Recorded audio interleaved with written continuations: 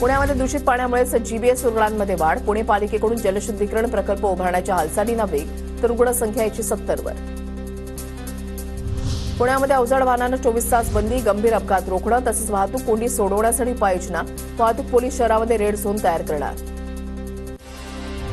पुणे महानगर प्रदेश विकास प्राधिकरणाकडून e office प्रणाली सुरू. नागरिकांना 10 प्रकारची कागदपत्र ऑनलाईन पद्धतीनं घरबसल्या मिळणार. दुय्यम निबंधक कार्यालयांचा लवकरच कायापालट होणार. पुणे आणि पिंपरी चिंचवड शहरांमधील 27 दुय्यम निबंधक कार्यालयांचा समावेश. पुण्याच्या राजगडमधील दुर्गम केळत गावामध्ये विद्यार्थ्यांनी श्रमदानातून वनराई बंधारा बांधला. उन्हाळ्यामध्ये गावातील शेतकऱ्यांना फायदा होणार. सिंहगड शिक्षण संस्थेच्या अभियांत्रिकी महाविद्यालयामधल्या विद्यार्थ्यांकडून श्रमदान. पुण्याच्या भोर तालुक्यामध्ये किल्ले शिवनेरी ते किल्ले रायगड शिवरथ यात्रेचं उत्साह स्वागत.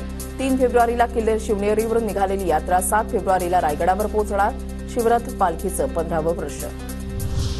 पुण्याच्या राजगडमधील शरयू हंडेला नॅशनल स्पोर्ट क्लाइम्बिंग चॅम्पियन स्पर्धेमध्ये सुवर्ण पदक. राष्ट्रीय पातळीवर घवघवीत यश मिळवल्यानं शरयूचं पंचक्रोशीतून कौतुक.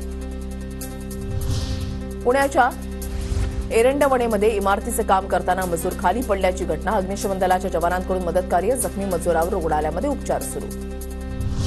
पुण्याच्या शिवण्यामधील एनडीए मैदान परिसरामध्ये तरुणांनी राबवलं स्वच्छता अभियान. पालिकेचे सहाय्यक आयुक्त दीपक राऊत आणि सामाजिक कार्यकर्ते संजय धावडेंच्या पुढाकारानं स्वच्छता मोहीम.